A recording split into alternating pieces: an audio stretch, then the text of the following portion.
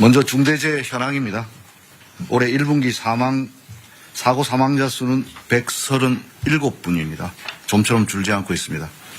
유형을 보면은 떨어짐, 끼임, 부딪힘 등 후진국형 사고가 다발되고 있습니다. 최근 기후위기에 따라 온열 질환 더하기 질식 사고가 또 새롭게 나타나고 있습니다. 대통령께서도 말씀하셨던 상수도에서도 지금 질식 사고가 산소 결핍으로 인해서 발생된 것으로 추정됩니다. 원인 분석입니다. 먼저 가장 큰 원인으로는 대통령께서도 말씀하셨듯이 안전과 사람을 비용으로 여전히 인식하는 관행이 만연합니다. 왜 사람에 대한 지원은 비용이고 설비에 대한 지원은 투자인가? 이런 질문을 던져봅니다.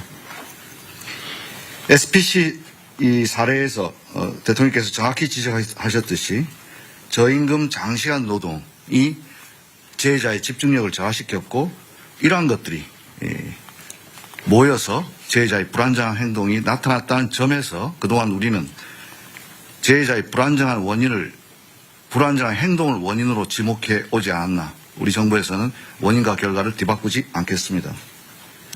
또한 교체가 시급한 노후 장비, 특히 그날도 회전체 윤활유가 자동으로 분사되어야 함에도 불구하고 오랫동안 방치되었던 것을 재해자께서 수동으로 공급하다가 사망사고에 이르렀습니다. 왜 이러한 투자가 적게 이루어지지 않았나? 이것은 결국 지배구조와 연관이 있다고 생각됩니다. 권한과 책임에 분산되어 있었기 때문에 현상 사장은 어찌 보면 흔히 하는 말로 권한 없는 사장이 아니었나 하는 생각이 듭니다. 두 번째로는 재해가 발생해도 기업의 실질적인 손실이 크지 않는, 즉 재해 발생을 비용으로 환치했을 때도 기업 차원에서는 크지 않다는 인식이 팽배한 게 아닌가 생각됩니다. 중대재해처벌법이 도입되어서 경각심은 제고되었지만 현장에서는 오히려 최고위 경영 책임자는 회피하려는 법률 컨설팅에 의존하고 실질적인 감소책이 나타나는 것은 줄어들지 않는 이유는 거기에 있지 않나 생각됩니다. 또한 이 중대재해처벌법 수사 판결이 상당 시간 소요되기 때문에 또 손방망이 처벌이라는 것도 있고 또 한편 기업에서는 불확실성이 길어짐으로써 불만도 있는 것도 사실입니다. 일각에서는 중대재해처벌법이 대형 로펌만 좋아졌다는 자주 섞인 이야기도 있습니다. 이런 차원에서 중대재해처벌법의 실효성 강화 방법 필요하다고 생각됩니다. 세 번째로 지시와 개통의 불확실성이 야기하는 기업의 경영 방식입니다. 개통은 단순화되어야 되고 지시는 정확해야 됩니다. 그래야만 안전이 확보되는데 이러한 지배구조의 다단계 구조 속에서 개통은 복잡해졌고 지시의 책임자는 불분명해졌습니다. 이런 문제 근본적으로 발본색원하겠습니다. 마지막 지난 정부에서 대책이나 집행 과정이 전면적으로 재검토가 필요하다고 생각됩니다. 사람의 안전 생명보다는 오히려 경영 여건을 우선시하는 경향이 있었지 않았나 생각됩니다. 향후 대책입니다. 이재명 정부에서는 근본적으로 중대재해에 대한 대책의 정부의 근본적인 패러다임을 전환하고자 합니다. 이를 위해서는 그동안 기업에 대한 책임 의무를 강화하는 것과 함께 실제 당사자인 노동자들이 보호의 객체가 아니라 자신들이 나서서 예방을 하는 주체로 만들기 위한 인식전환과 제도 개선이 시급합니다. 아무리 정부에서 행정력을 동원해서 지도 감독한다 하더라도 사후적인 처벌로 될 가능성이 높기 때문에 예방하기 위해서는 당의 당사자가 가장 잘 압니다. 이것이 바로 일터 민주주의입니다. K민주주의의 완성은 일터 민주주의에서 확보된다고 생각합니다. 따라서 사고 예방에 가장 최전선에 있는 노동자들이 알 권리, 참여할 권리, 피할 권리를 보장함으로써 사전에 이들이 위험 요소를 알고 그러면 개선할 것들을 노사가 함께 논의할 수 있는 참여의 권리를 보장하고 그럼에도 불구하고 발생되는 불의의 사고에 대해서는 피할 권리를 보장하겠습니다. 다음입니다. 안전을 비용으로 생각하지 않도록 충분한 안전재원이 확보될 수 있는 제도적 장치가 시급합니다. 특히나 건설 현장에서 만연하고 있는 불법 하도급, 무분별한 재하도급 근절을 위한 제도 개선을 관계부처와 협의해야 된다고 생각합니다. 공기 단축을 이유로 사람이 죽어서는 안 됩니다. 표준 도급계약서 개정하겠습니다. 건설업에서 산업안전보건관리비 계산 의무도 원청해 주겠습니다. 제가 지난주 남양주 건설 현장 갔을 때 안전난간 지적했는데 이런 것들이 원청 발주자에서 처음에 포함이 안 돼 있었습니다. 원청으로부터 지급받아서 모두 설치 완료됐다고 보고받았습니다. 다음입니다. 사망사고 발생 시 실질적인 제재가 가능한 방식을 고민하겠습니다. 형사적 처벌과 함께 징벌적 손해배상 등 경제적 제재, 그리고 공공입찰의 참가를 제한하거나 영업정지 등 병행 검토하고요.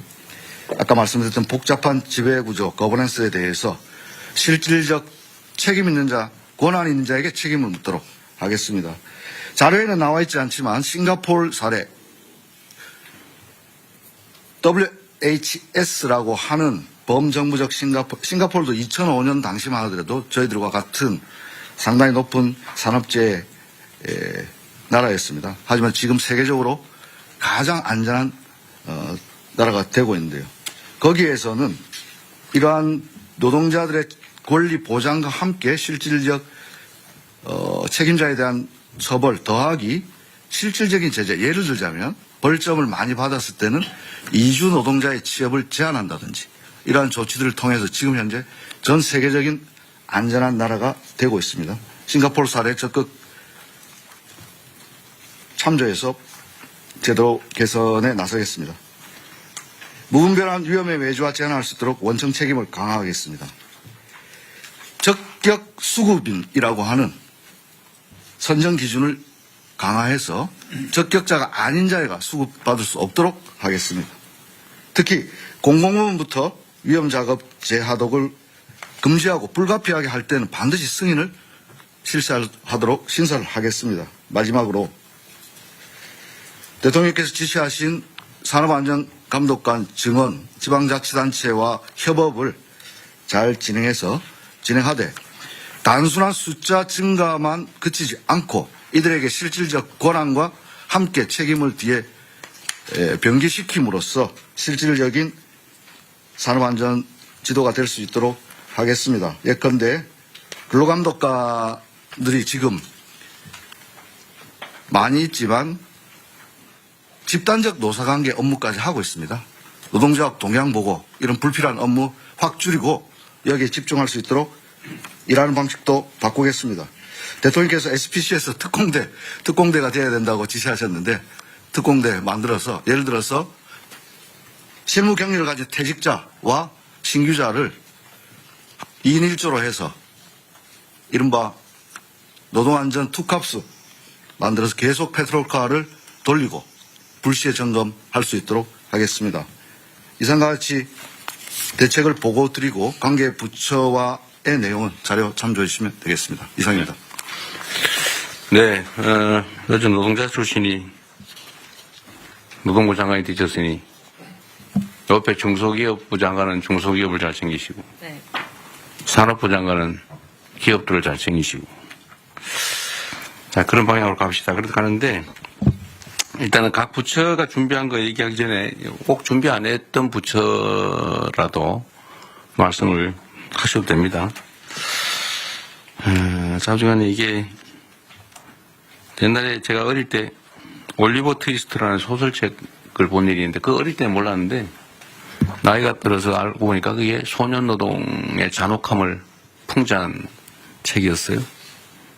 그 노동법이 생겨난 이유가 이러다가 노동자들이 다 전멸을 해가지고 일시킬 사람이 없어지니까 우리 밤에는 여성들 아이들은 노동시키지 말자. 또는 뭐 13살 이하는 쓰지 말자. 키우자. 그렇게 해서 노동법이 생겨났다고 하잖아요. 예, 공장법의 시초입니다. 네. 하여튼 그 노동법들이 현장에서는 잘 안 지켜지는데 특히 산업안전에 관한 기준들을 다 법에 정해져 놨잖아요. 그죠? 네.